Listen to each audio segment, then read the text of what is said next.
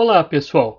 Agora vamos tratar sobre a Lei Federal 13.869 de 2019, que trata sobre crimes de abuso de autoridade.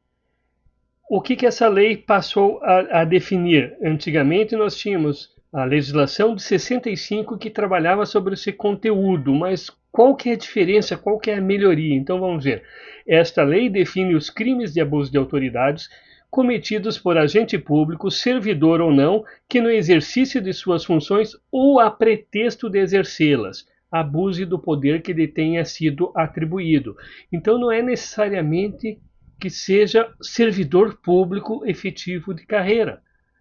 E não precisa ser pago para o desempenho da função pública. Vamos ver mais à frente. Então, esta lei, a principal inovação dela em relação à anterior e pilar desta lei reside na exigência de um elemento subjetivo específico para a caracterização do abuso de autoridade, diferentemente da legislação de 65, que possuía uma redação mais aberta, ampla. A nova lei condiciona a tipificação do crime à comprovação de uma intenção qualificada por parte do agente. Essa mudança é fundamental para conferir segurança jurídica à atuação estatal, evitando que a responsabilização criminal seja banalizada e utilizada como instrumento de intimidação contra autoridades. Então vejam bem alguns requisitos que podem configurar abuso de autoridade. Prejudicar outrem, a intenção, a vontade, o desejo deliberado de causar dano ou prejuízo a uma pessoa, cometida por agente público nessa condição que a gente já vai ver aqui. Bem amplo.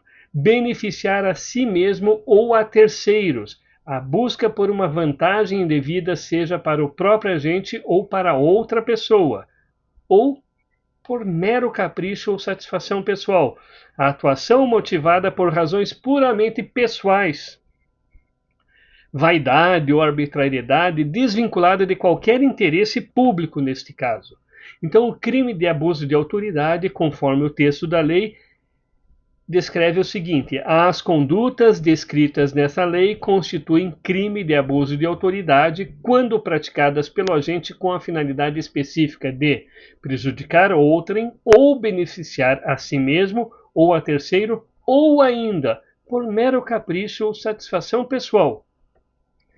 Então vamos lá. Divergência na interpretação. A mera divergência na interpretação da lei ou na avaliação de fatos e provas não configura abuso de autoridade. Isso quer dizer o seguinte: até a falha na interpretação e tudo mais, houve uma divergência, uma falha, não é abuso de autoridade neste sentido. Quem é o sujeito ativo? Quem pratica o crime de abuso de autoridade? Qualquer agente público, servidor ou não. Então veja bem, da administração direta, indireta, fundacional, de qualquer dos poderes da União, dos estados, do Distrito Federal, dos municípios e de território. Apenas um parêntese, não me recordo de ter território no Brasil desde 88, mas fizeram esta alteração recentemente na Constituição Federal e algumas leis estão vindo com esse texto, mas não existe território no Brasil. Compreendendo, mas não se limitando a servidores públicos e militares ou pessoas a eles equiparadas, membros do Poder Legislativo, membros do Poder Executivo, membros do Poder Judiciário, membros do Ministério Público, membros dos tribunais ou conselhos de conta. Se a gente observar aqui, quando a gente fala membros do Legislativo, Executivo e Judiciário, pegou todos. Pegou servidores militares, públicos, pessoas equiparadas a eles, mas aqui entra aquela questão: servidor ou não. Isto é importante ressaltar. Agente público. Reputa-se agente público, para os efeitos dessa lei, todo aquele que exerce, ainda que transitoriamente ou sem remuneração, por eleição, nomeação, designação, contratação ou qualquer outra forma de investidura ou vínculo, mandato, cargo, emprego ou função em órgão ou entidade abrangidos pelo caput desse artigo. Eu trabalhei um contexto falando sobre funcionário público da lei de 58, falando sobre servidor público após a Constituição de 88. Então, na lei 1656 e 58, eu faço alguns comentários sobre isso, para tratar justamente sobre a carreira da Guarda Municipal. Então, se quiserem dar uma olhada, uma observação lá, vocês vão compreender melhor, principalmente no aspecto penal. Esse conceito de agente público é o conceito amplo para o aspecto penal, para a definição para o conceito do crime cometido contra a administração pública. Para esses efeitos, a gente vai encontrar uma definição ampla, pegando inclusive aqueles que exercem, ainda que transitória ou sem remuneração. A ação penal. Os crimes previstos nessa lei são de ação penal pública incondicionada. Será admitida a ação privada se a ação penal pública não for intentada no prazo legal, cabendo então ao Ministério Público aditar a queixa, repudiá-la e oferecer denúncia substitutiva, intervir em todos os termos do processo, fornecer elementos de prova, interpor recurso e, a todo tempo, no caso de negligência do querelante, retomar a ação como parte principal. A ação privada subsidiária será exercida no prazo de 6 meses, contados da data em que se esgotar o prazo para oferecimento da denúncia. Quais são os efeitos da condenação? A Lei 13.869 estrutura as consequências da condenação de forma robusta, indo além da simples aplicação de penas privativas de liberdade. A norma prevê efeitos de natureza civil e administrativa, que impactam diretamente a carreira e o patrimônio do agente público condenado, estabelecendo um sistema de responsabilização multifacetado e interdependente.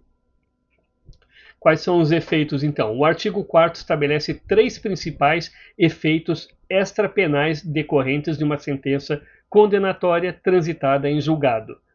Obrigação de indenizar. A condenação torna certa a obrigação de reparar o dano causado pela infração.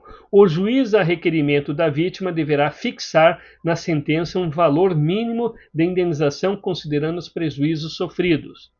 Inabilitação temporária. O condenado fica inabilitado para o exercício de cargo, mandato ou função pública pelo período de 1 a 5 anos. Geralmente esta questão cai em concurso. Então, guardem bem, inabilitado para o exercício do cargo pelo período de 1 a 5 anos. Perda do cargo, que é uma punição severa, é a mais severa de todas. Prevê a sanção mais severa de perda do cargo, do mandato ou da função pública que o agente ocupava. Penas restritivas de direito. As penas restritivas de direito substitutivas das privativas de liberdade previstas nessa lei são prestação de serviços à comunidade ou a entidades públicas, suspensão do exercício do cargo, da função ou do mandato pelo prazo de 1 a 6 meses com perda dos vencimentos e das funções, ou seja, das vantagens. As penas restritivas de direito podem ser aplicadas autônomas ou cumulativamente.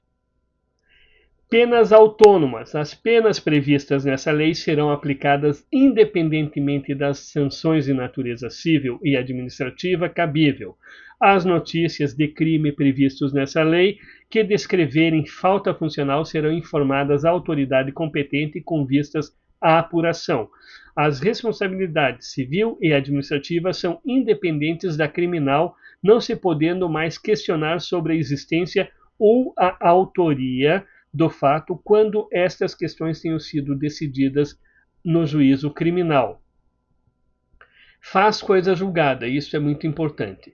Em âmbito civil, assim como no âmbito administrativo disciplinar, a sentença penal que reconhecer ter sido o ato praticado em uma das 4 excludentes da ilicitude penal. Quais são? Estado de necessidade, legítima defesa, em estrito cumprimento do dever legal ou no exercício regular de direito. Aqui nós chegamos ao final desse estudo e eu gostaria de fazer um parêntese para vocês. Quem quiser esse material que está sendo apresentado aqui em PDF, está disponível. Basta me mandar um ok ou mandar um e-mail para mim ou um WhatsApp. Vocês têm o link do YouTube. Pelo YouTube me manda uma mensagem ou me procura no direct no Instagram e podem encaminhar diretamente o pedido que eu lhes encaminharei o material em PDF, esse material de apresentação de PowerPoint. Um bom estudo a todos e até a próxima aula.